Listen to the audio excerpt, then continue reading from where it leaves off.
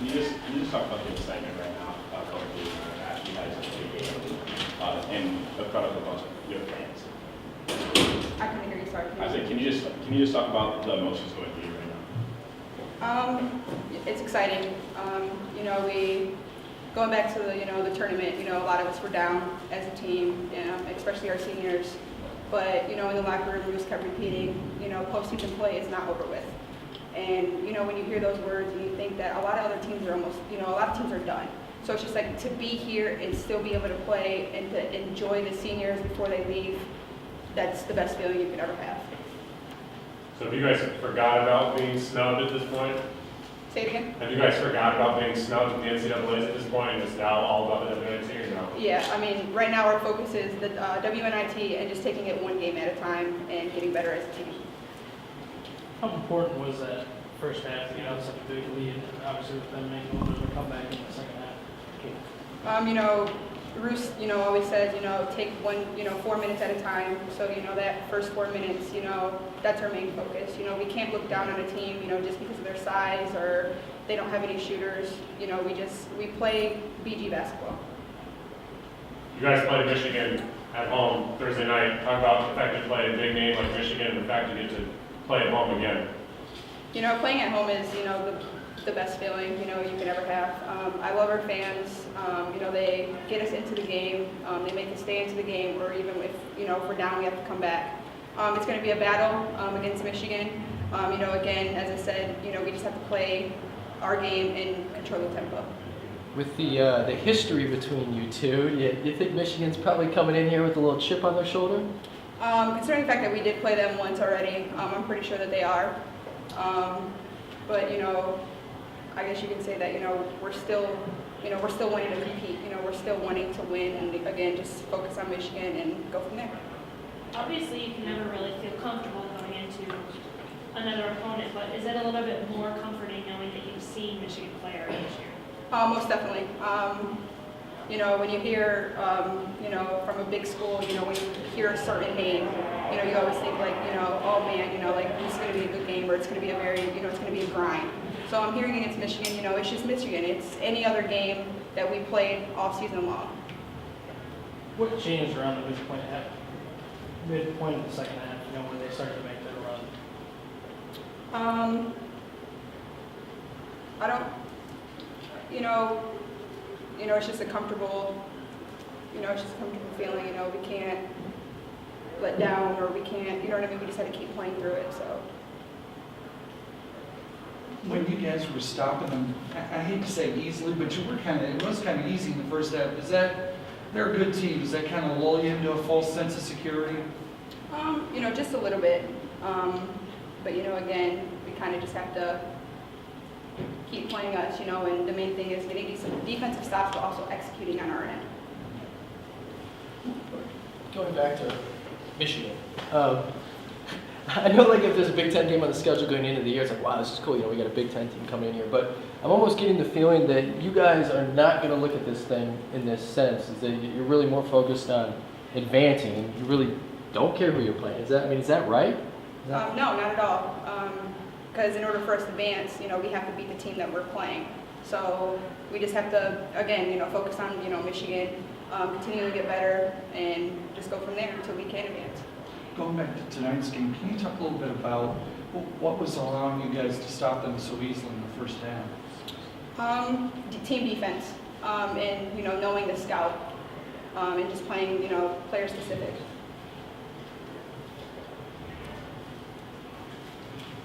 Will you talk a little bit about playing with that? Alexis was in foul trouble pretty much all night, and Jill got in trouble. You guys went with a small lineup for a while in the first half. Did you guys do anything different offensively or defensively with that small lineup? No, we kept everything the same. We ran, the normal offense that we always run. We changed the little positions, and we had Mir inside a little bit to use her height and to get her working in the post, and that's about it. Do you guys feel like you got away from that team defense at any point in the second half? I feel like we did fall apart just a little bit, but all you can do is just learn from the mistakes and just watch film and continue to get better. Going into future rounds, how do you handle a game like this? Hey, we played a great first half, let's focus on that, let the second half slide, how do you focus on this game? No, you can't let, the mistakes that you made, as a team and or individually go away, because the mistakes that you do make, you do learn from them. So, I'm sure we're going to watch, clips from, the first half and how our energy was really high. And then I'm sure we're going to, watch how, we weren't in the gaps when we were supposed to be in gaps, weren't held defense when we were, supposed to be. So you learn from both. As always, I've got to give credit to St. Bonaventure. Everybody knows the backstory with this game. J.C. Brooks was an assistant coach there under Coach Crawley. Jesse Fleming, another assistant coach for us, graduated from there and was an assistant coach under Coach Crawley. And now, probably the biggest storyline is the future Bowling Green Hall of Famer, Kay Doctor, is now the associate head coach at St. Bonaventure.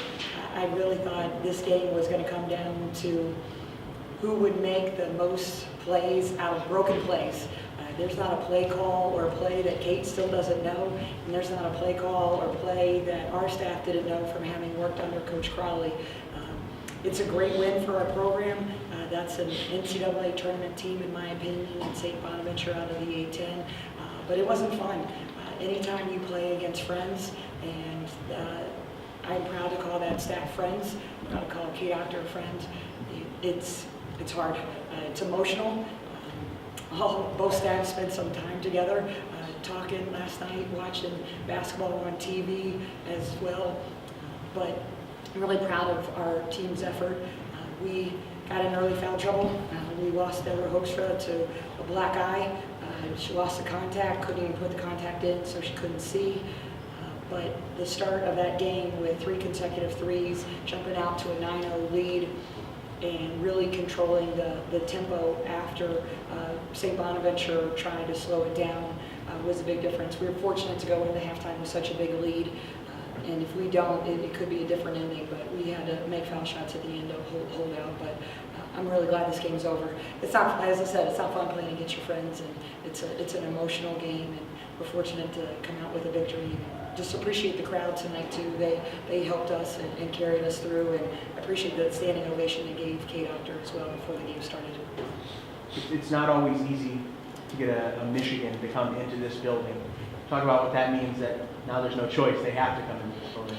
Yeah, I got to check my savings account after this one, so I think I opened my mouth and told the administration I would help in any which way possible as well.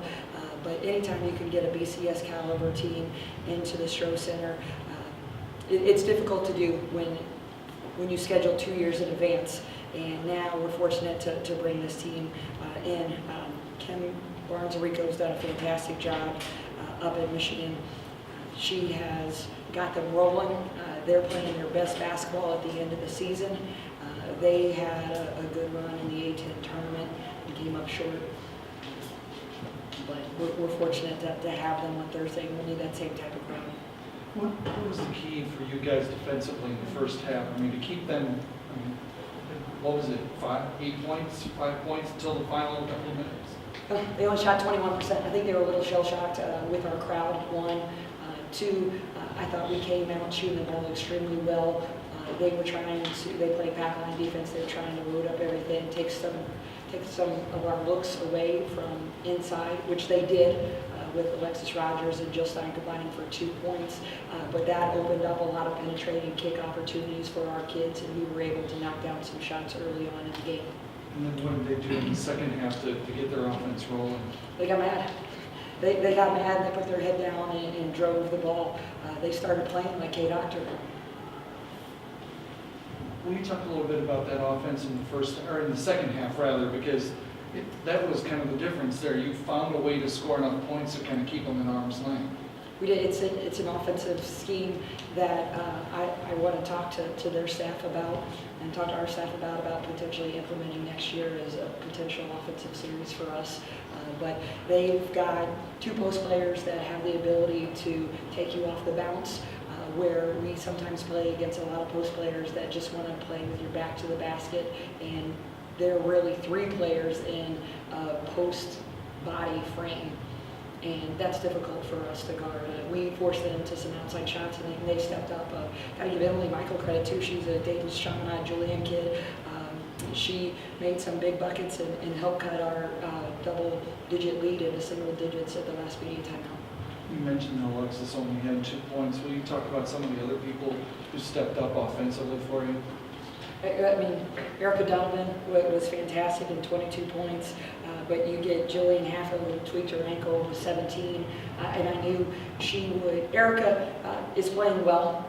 She played well last game. I knew Jillian would play well after not having made a field goal in our last game, and Miriam is in a zone as well. She's able to attack the ball off the bounce, and she's able to get up at the arc, and she's playing extremely confident, playing with a lot of energy, and our crowd lights up when she scores in particular because she missed a handful of games. And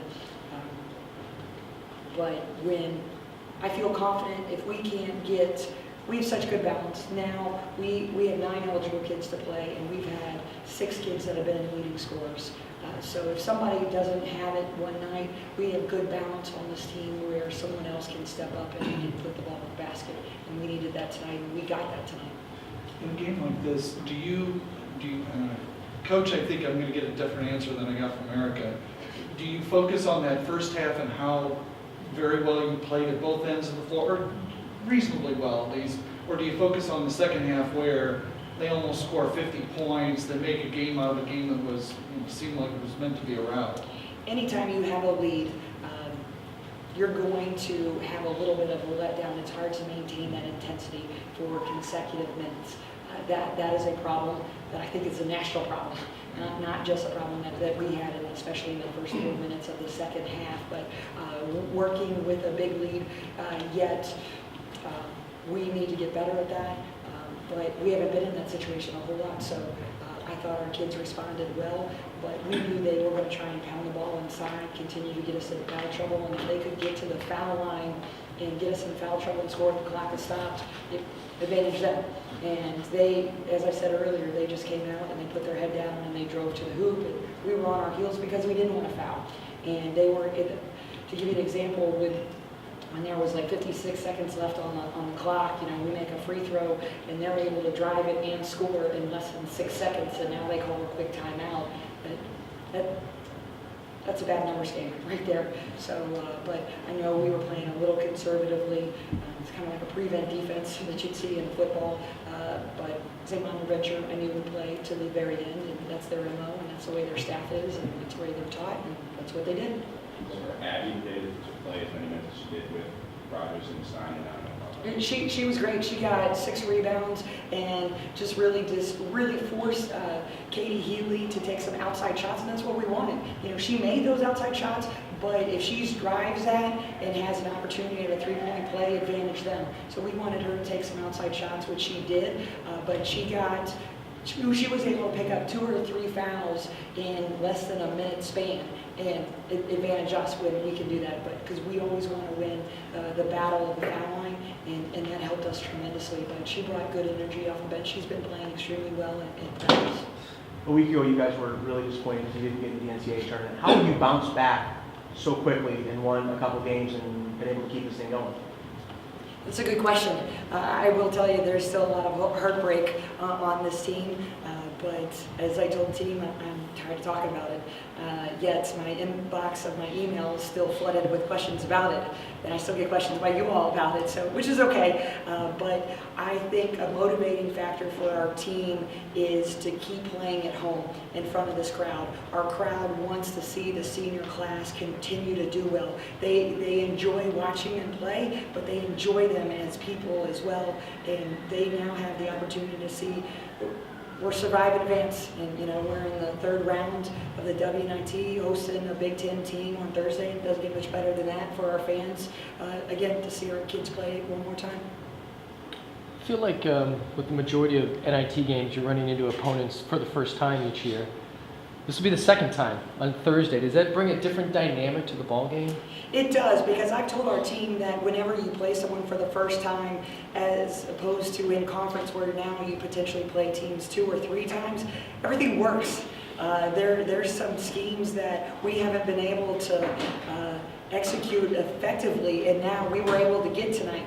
Now, with Michigan playing the second time, we're going to have to go back to the drawing board a little bit because now they are familiar with our game plan, and now things may not work since now we're playing a team.